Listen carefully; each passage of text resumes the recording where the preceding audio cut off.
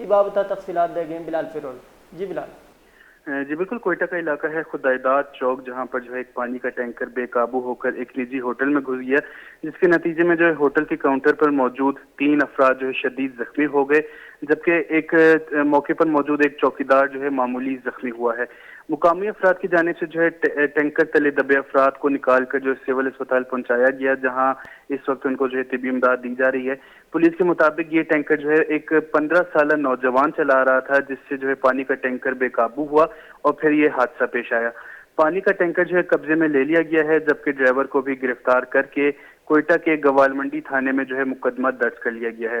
یہاں یہ بھی بتاتا چلوں کہ کچھ عرصہ قبل جو ہے بلوچستان اسمبلی میں بھی اسی صورتحال کے پیش نظر جو ہے رکن صوبائی اسمبلی شاہدہ رؤف کی جانب سے ایک قرارداد بھی پیش کی گئی تھی، جو کہ منظور ہوئی تھی کہ پانی کے ٹینکرز کو ریگولرائز کیا جائے تاکہ ایسے جو ہے افسوسناک واقعے یا حادثے جو ہے رونما نہ ہوں اور تربیت یافتہ لوگ ہی ان ٹینکرز کو چلائیں۔ مگر افسوس کہ حکومت کی جانب سے تاحال اس پر عمل درآمد ہوتا نظر نہیں آ رہا، اور آج پھر جو ہے یہ افسوسناک واقعہ پیش آیا ہے، جس میں جو ہے انسانوں کے زخمی ہونے کے ساتھ ساتھ بہت سا مالی نقصان بھی ہوا ہے۔ جی